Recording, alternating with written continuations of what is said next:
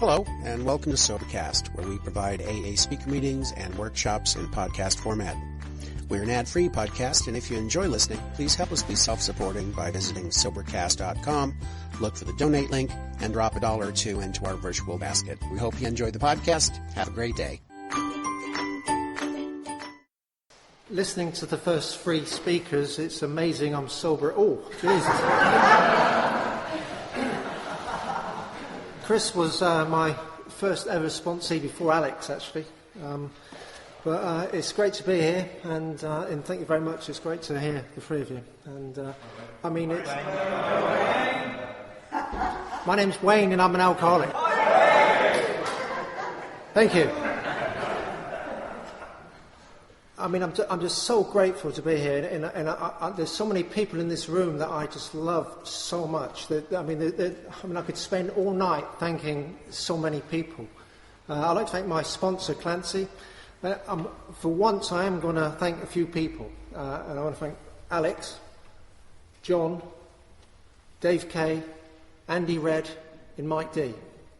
There's 5 people. I mean, 5 people that for over 20 years I've marched this road with, shoulder to shoulder, just consistently. And if you imagine, over 20 years, the pain, the tears, the heartache, the joy, the fun, the things we've gone through together, it's absolutely amazing. I mean, all the other guys and the old ladies that I sponsor, I mean, that's great as well. I just think the world of you all. I wasn't always as happy as what I am today. I mean, Bill Wilson described AA as a way of life that's incredibly more wonderful as time passes, and that's been my experience. I just remember those days when I was drinking. I was just so eaten up with fear and this constant turmoil, and I was just tortured. My mind constantly, the inner conflict.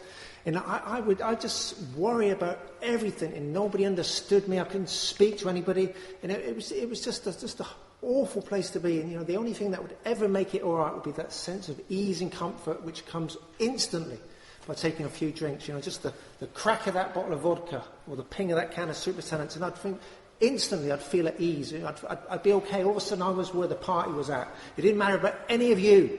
All of a sudden, I was what I wanted to be, and I just felt comfortable. I felt better. I just preferred being drunk than sober. I preferred seeing the world through a drunken haze, just one step removed from everybody. I'd walk through town, under the influence, and there'd just be something invisible between me and everybody else, and it just made everything so much better. Life was more comfortable. And nobody seemed to understand me.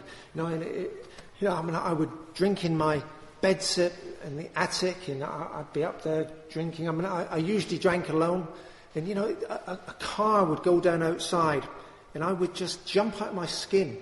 Somebody would ring the doorbell, and I would, my knees would physically knock together, in absolute terror. And I just needed a drink, and I just knew, if I wasn't going to drink, I was not going to sleep. I'd be sweating, I'd be I'd shaking, and I felt so ill at ease.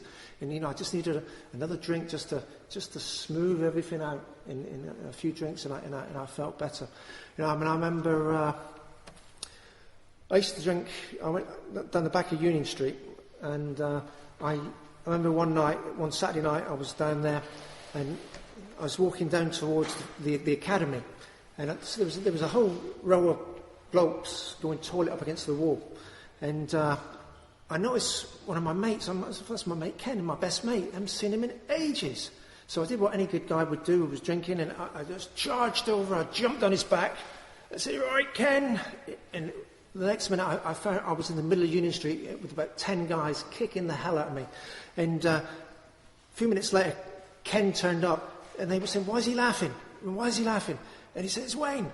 And every weekend from that day on, Saturday night, I'd be down the town with all the hooligans. I'd be getting in a fight every night. I'd be smashing windows, just like the other guys. But the difference with me is that Monday morning, I'd be drinking on the way to work. Monday morning, I'd be drinking the vodka on the way to work. I'd be hiding vodka in a Coke can at work. I was a lady's hairdresser. That didn't work well. So I was doing that. I would drink on the way home. I'd drink whenever I could. My first thought in the morning, every morning, was, when am I going to drink? When am I going to drink? Because I knew just life was going to be just too uneasy. It was going to be too difficult. It was going to be too painful. That inner conflict. Just a few drinks just seemed to smooth out all those harsh edges. And life was more bearable. And it wasn't like I didn't try to stop drinking. It wasn't like I didn't try to control my drinking. I went to the doctor, and the doctor said to me, Wayne, he said, look out that window. He said, look, see that bench? He said, what do you see? And I looked and said, well, I see a bench. He said, exactly. There are no alcoholics in Plymouth. I believe there's actually quite a few from Plymouth here these days. We should probably go and get him struck off. But I went to counsellors. I tried to control my drinking. I went into a treatment facility. I went in there a miserable, suicidal alcoholic. A few weeks later, I emerged a miserable, suicidal amateur psychiatrist. But the last thing that they said to me when I left was, go to Alcoholics Anonymous. So I started going to meetings of Alcoholics Anonymous. And I'd go to meetings every night of the week. And I'd walk to meetings in the rain, the snow, the cliches. I would go to lots of meetings, And I did what the people around me did. I did what I saw others do. I'd go to a meeting and I would turn up when I wanted to turn up. I'd leave when I wanted to leave. I'd wear what I wanted to wear. I'd share what I wanted to share. And I shared at every meeting. I shared at every meeting I went to. And I moaned and I whined and I blamed everybody for my problems. I blamed everything for the way I was. Everything was everybody else's fault. Sometimes I would share and I would conjure up a tear, and it was heartbreaking. People would come up to me after the meeting, they'd give me a big hug and say, that was a great share, Wade, that was a great share. And I thought it was, And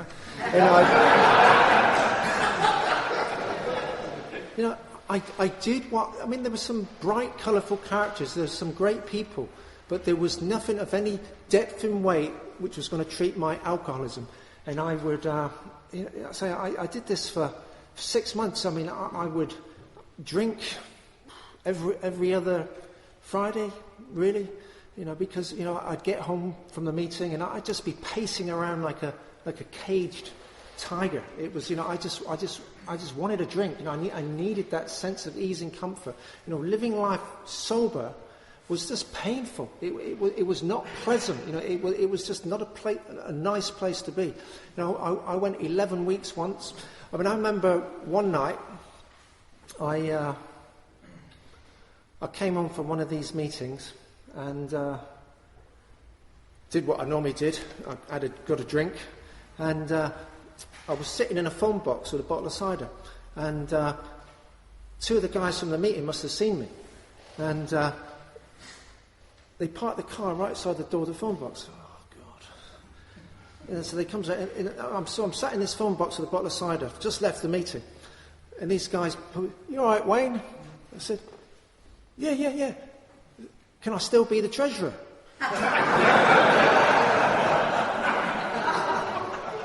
It was the only enthusiastic thing I could think to say. If you think that's funny, they said yes. So, 6 months into AA, just going to meetings, playing the victim. I was a victim of my alcoholism. I was getting nowhere. I was just feeling worse. AA was not working for me. And then one night, I went to a different meeting. It was a different venue. It was a different night, same venue. And I came across the people they warned me about. I came across these people that were on fire. They were excited about Alcoholics Anonymous. These guys were enthusiastic. They spoke with conviction. They had a purpose. They seemed to have a direction. They had something that I desperately needed and I desperately wanted. And they would take none of my shit. Jesus. One of them sat at the back. They were horrid. They were absolutely. They really gave me a hard time. these guys, they wiped the floor with me. And they were all saying the same thing, big book sponsor steps, big book sponsor steps, again and again and again. But I heard it. Thank God they were saying it again and again and again, because that night I heard it, and I heard it sufficiently that I was able to act on the information received. And, they were all saying, the same sort of stuff, sponsor, etc. And I eventually got a sponsor, which was, and I was sponsorable. It was like, for once in my life, I was ready to do something. At long last, I saw, I felt, I believed. It's what Bill Wilson says. I saw, I felt, and I believed. For the first time in an AA meeting, I saw that I could live comfortably sober and actually enjoy sobriety. I mean, what an amazing thing. So I had to get one of these bloody sponsors. And I eventually got, my first long-term sponsor was, wow. I mean, like I said, he just didn't seem to care about me. It was horrible. I mean, I would ring him up and I would say, "Oh, she's nagging again. He said, "Well, bless you, lad. Your stories touch me deeply. Go and read your big book." I'd read him another time and he'd say, "Well, bless you, lad.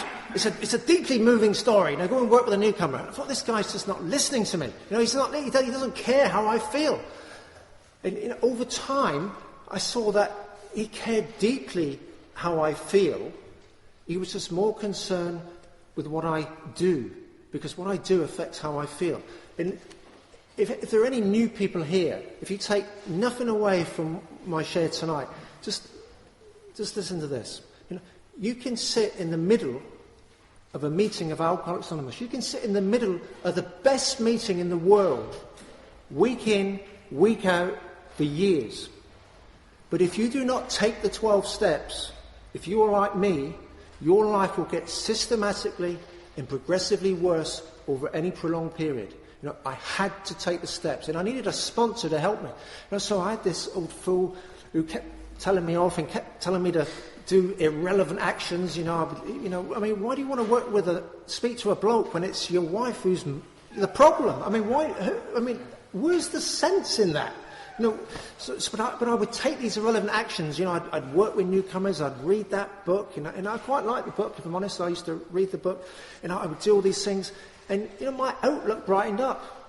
For the first time, I began to get a bit of hope. I began to see, this could work for me. What these guys are saying, because they were on fire. They literally set the room on fire. They were just great to be around. And, I could have it.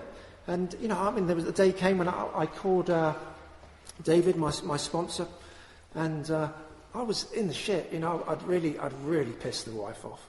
And I remember the words, he said to me, when I went to him, I've got to tell him. He said, "Oh, bless you, lad. I'm on your side. If you're honest with me, I'm on your side." And that's a deal I make with everybody I sponsor. If you're honest with me, I'm on your side. And it was just a wonderful thing. And somebody asked recently, what is the minimum requirement to be a sponsor?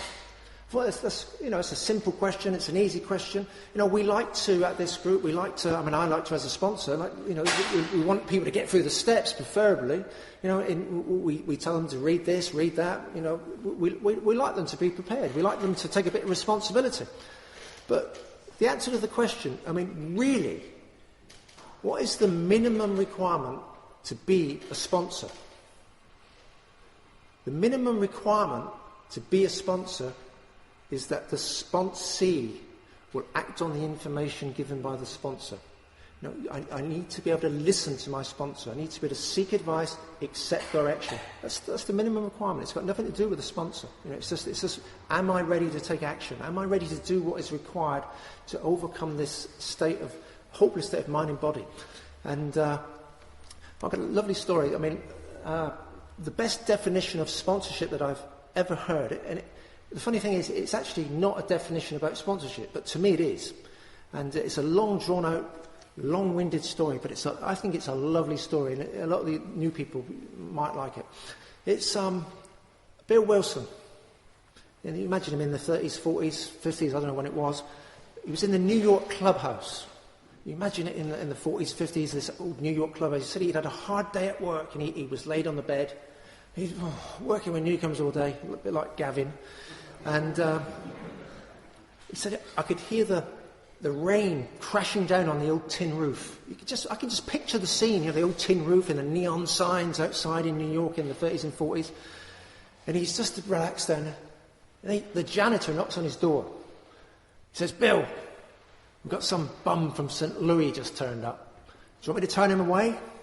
You think, he's there thinking, give him 15 minutes. Send him up. So he's getting himself ready, thinking 15 minutes, I can chill out. So here's this guy walking down the hallway, and he can hear this walking stick. And this guy's taking a long time. This guy's clearly he's struggling. This guy's struggling. And this guy walked in, and he let him in. He opened the door, and this guy took his hat off, took his scarf off, took his coat off. He saw he had a clerical collar. And he said, his eyes radiated a grace. There was a presence in the room with him. That man was called Edward Dowling, who became Bill's spiritual sponsor. That was the second AA, the 15-minute AA conversation that actually lasted a lifetime. The reason I tell that story is, Bill actually says he did his fifth step that night. But Edward Dowling it's well known, he was crippled with arthritis. He was a man who was in a lot of pain. He was in an awful lot of pain. He struggled. But he said he was in New York one year, and he was watching some ice skaters. And he said they were just gliding across the ice with so much grace that they made me feel like I could do the same. To me, that's sponsorship. Because when I arrived here and I needed help and somebody had a solution, when I just believed, I can't do this. I can't get through this. It's just too difficult. I'm not going to be able to survive. I'm just not up to it. My sponsor wanted more for me than I ever thought possible for myself. And I trusted him and I respected him. So I started doing what he said. So to me, that's sponsorship. And when you find that person that you trust and you respect enough, and they'll make you feel like you can do that. You can do this. Even when you really believe you just can't, you can. And that's the magic of sponsorship. And anyway, David, my first sponsor, he eventually died. He died sober. And I had a couple of years of temporary sponsors, really, sort of less than ideal sponsors. And one of the people I sponsored, a guy called Steve from Bristol, was the founder of this group. He'd just been to the World Convention, and he brought back a load of tapes. And I hate AA tapes. I do not like listening to speaker tapes. I'm not that sort of. I just don't like. I've never liked it. I don't like doing it. And he said, if you don't listen to any of them, just listen to this one old guy. Anyway, so I thought, okay. I listened to this guy, and I couldn't believe it. Now, this guy was saying, it wasn't more than the fact, this guy's just like me. He was saying how in his area he was known as a dictator-type sponsor, that he called him a right-wing fascist AA pig. And he said that the conference delegates wouldn't go to his group because there was too much enthusiasm in the room. And I thought, wow. I thought, this is a guy at the other side of the world I've never heard of. That's brilliant. I loved it. And I remember I'd been sponsoring Alex for quite a few years at this point. And I'd lost most of my hair. In fact, to be honest, I was completely bored. And one other thing this guy said in his share, he said when he arrived at AA, he had no front teeth. When he reached spiritual purity, they grew back. So I asked him to sponsor me. Now, I was calling this guy every week for 6 months. I called him every week for 6 months. I emailed him every week for 6 months. Didn't even know what he looked like, except for maybe he had no teeth, I don't know. But 6 months in, he was at a meeting. He was over from Los Angeles, and he was living at a meeting in Bristol. And so I went up there, and some people said, there he is over there. And he was shaking hands with people who was walking down. And I thought, it's my moment. This is my time. I'm going to meet my sponsor. So I stuck my hand out and I said, hi, I'm Wayne.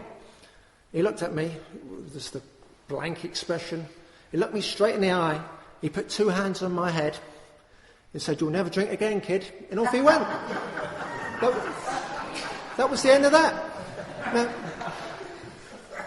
I mean, I guess at some point I reached spiritual purity because my hair grew back. But but I would have been forgiven for saying, I'm not putting up with that. You know, why should I take this shit off this old bloke? You know, why? Who puts up with that? You know, I'm not. Why should I? Why? But before I got to my seat, which was no further than where Jim is, I processed this in my mind. There is perhaps not another human being in the world at this moment who I will listen to. You don't need to be pally-pally, frivolous and friendly with your sponsor. You just have to listen to your sponsor. This is working for me. And that was that. I mean, what do you think? But why was I able to do that? Because, you know, there was a time when I would never have behaved like that. There was a time when I would never, ever have reacted like that. And let me just say, there will come a time when every single person in this room, everybody, will come to a point in time where their sponsor says something that they don't like. Everybody. And I'll have a choice. You know, have I got step 1 or have I not got step 1? Because all I used to ever do was something like that would happen. Somebody would tell me, you know, a teacher would tell me off, the police would say something to me, or the referee on the football pitch would say something I disagreed with. Somebody would say something, and I would just say, screw you, I'm out of here. Pride and resentment would just jump to the defence of my ego, and it kept my life in a perpetual cycle of insanity. I just kept going around and around and around and getting worse and worse and worse because I would not listen. I would not accept advice. I would accept nothing. I would brook no control from man or God. I would try and protect that inner integrity. I just was not going to listen. I was not going to be told. But for some reason, with this guy, at this time, I was able to. And, you know, that's what I needed to do. I needed to listen because, you know, normal people find it amusing. You know, we are like children.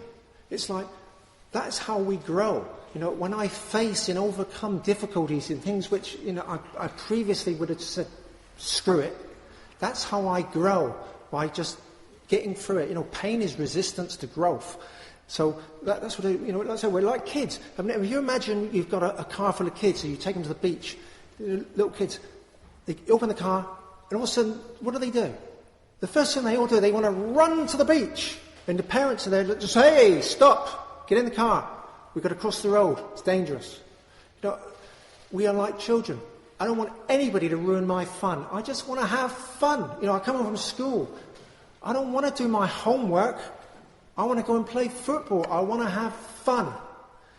You know, I didn't want to mature. I didn't want to take responsibility. And in Alcoholics Anonymous, I've had to take responsibility for my own recovery. And, you know, I've not always been great. I've not always been a perfect example. I'll give you I'll give you another story in a minute, but a little bit more about this ego thing. It's like, because, you know, when I came in, you know, my ego was just crushed. You know, my ego, I was on the floor, and I'm sure everybody can identify, I was just on the floor, crushed with ego. And slowly over time, we start building that wall up again. You know, if we get fortunate, we can just kick it back down again. And you see new sponsors, they're walking around like little Hitlers, you know, we're good copiers but bad interpreters, and they start shouting at sponsees because they never see the whole picture. You know, what a good sponsor doesn't try to break down the wall of the ego, a good sponsor builds up the alcoholic so they no longer need it. And, I had this, this is a story. I had this rule. For 20 years, I had a rule. I just keep away from the women in AA. Don't get involved in the women in AA because they're nothing but trouble. They're all mad anyway. Just keep away from the women. And, you can imagine the conversation with my sponsor when I broke my own rule. And he was all right. But the best way to sum it up is the story of the man with two brains. Now, this guy, he's madly in love with his wife. He loves his wife dearly. And he's coming home from work, reversing into the garage, and he accidentally knocks her over and kills her. And he's devastated. Anyway, a week later at the funeral, he sees this other woman across the other side of the cemetery. And wow, is it meant to be? Is it meant to be? And he calls his sponsor, and you can imagine that one.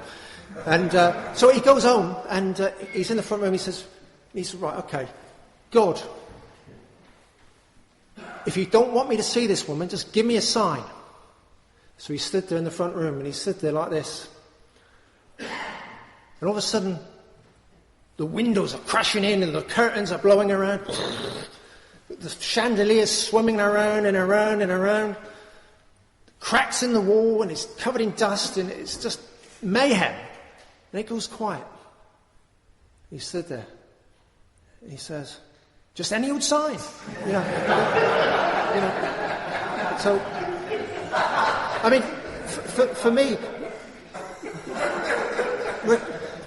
but I tell you now, that was the worst experience of my life. That really was. It was the worst experience of life. Clancy, Bob Darrell, they both said most people that go through what I went through drink again, and but it's become the best thing that's ever happened to me. It really has, because of the help and the love and the support of people in this room and a lot of other people, and just by continuing to take the actions. I used to hate the word spiritual. I hated this spiritual nonsense. And, I used to, to me, I'd hear people and they'd share and you could hardly hear them. And I just want to shout out, speak up! And they'd start talking about, I'm grateful, I'm full overbound with joy and rainbows and fluffy bunny rabbits. And I just wanted to punch them. To me, the people that were spiritual were the people that continued to take the right actions. They would try through thick and thin to just keep taking the right actions. People who have courage in defense of other people, regardless of the personal consequences to themselves. People who have the ability to sanctify pain. Because in the difficult times, I've had to get grateful. Those are the things, and those are the people that inspired me. And, I've never, ever lowered my ideals just because I've not been able to live up to them. That was another thing I was taught. But to maintain all this, let me just tell you another thing about difficulties and pain. Bill Wilson, one of the best. It's just a great story. Bill Wilson came home from work another night, and he was lying on the bed, and he actually said, I was sore, I was pissed off, and he actually said, I was in far from spiritual mood. Half an hour later, Bill Wilson had wrote the 12 steps. The single one piece of writing which has saved more alcoholic lives than every other piece of writing combined. What an amazing thing to do when you're in far from spiritual mood. We just take the actions regardless. Over the years I've seen so many people come and go, people who are just far more intelligent than me, people that are just much better speakers than me. I've seen people who are just nicer people than me, who've just faded away. They've stopped taking the actions. And it almost becomes like a popularity contest. It becomes, all of a sudden they find a common enemy, and I'm the enemy. And, I've had a knife put in my stomach. I've been slandered online. I counted up the times I've been mentioned on a website and my picture taken 200 times. I've been slandered. I've been gossiped about. But I've kept marching. And I remember in my early days, I would call David B. And when I was about 5-10 years old, I used to get quite upset about it. And he would say, well, bless you, lad. Just spend more time with the people who love you. Spend more time with the people who care about you. 20 years on, I'm on the phone laughing about it with Clancy. Clancy taught me something really cool. And he said to me, kid, Just use the short form of the Serenity Prayer. Now, I know the Serenity Prayer. I know the Serenity Prayer. We all know the Serenity Prayer. And it's quite short. Is there a shorter form of the Serenity Prayer? So I said, what's the short form of the Serenity Prayer, Clancy? I'm going to give you the sanitised version. I said, screw them!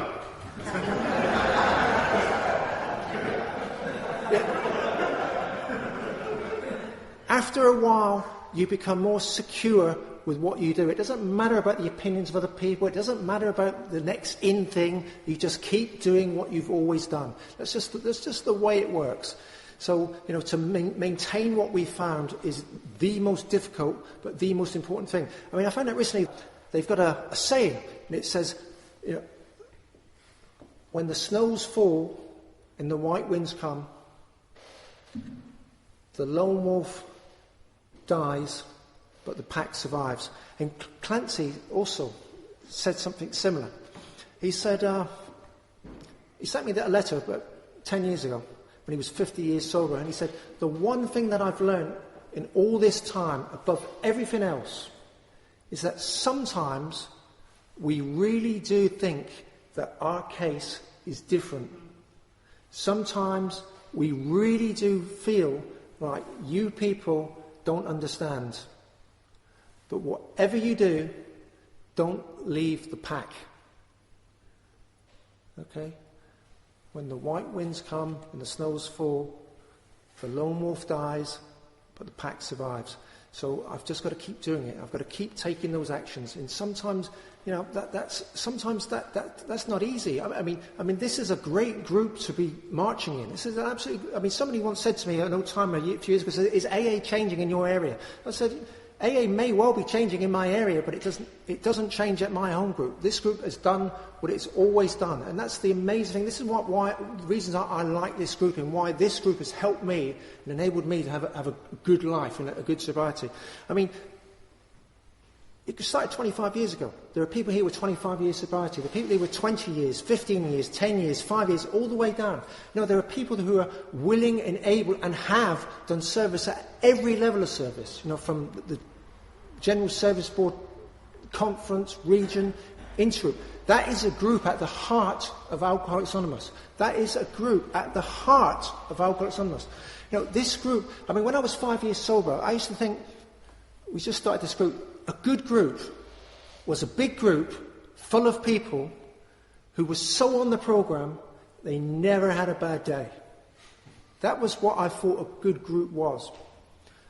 With experience and over time, what I know a good group is full of people who have survived and overcome all sorts of difficulties, all sorts of trials, whether it's health trials, whether it's emotional relationship trials, money difficulties, all sorts of things. And we're so blessed at this group to have people that have just, they're just such an example to me, and they help me to keep marching, so just keep marching, regardless how we feel. Sometimes we have to turn up through gritted teeth with tears in our eyes. We just got to suit up, show up, and just take the actions and try to live by structure as opposed to emotion. Just do these things, and we get through it, and just things improve. Things get better. To me, I mean, I just love. There's a lot of love at this group. The small acts of kindness that people do one for another. Whether it's just meeting up with somebody for coffee, or the no end of things we do. And I'll just finish on this because the light is gone. I don't know how long I've been going on for. We just try to be the best example that we can be. We just try to be the best example that we can be. It's not always going to be a very good one. I mean, I've not always been a very good one. I've not been half as bad as they made me out to be. I broke my rule once. Once in 30 years. That's not a bad record. It's not good, but it's not a bad record. So I've just tried to turn up, try to help people, just try to do the best I can. So you new people, just get a sponsor, get somebody that you're going to somebody that's going to make you get off your chair and get to the door and start helping people. Just try to be the best example that you can be. Just keep taking the actions, and regardless of what is new, regardless of what is cool, regardless of what is now trendy, because there's always different things going on. Just keep doing what you've always done. Just keep marching. Just keep walking the road, and you'll have a great life here in Alcoholics Anonymous. Thank you.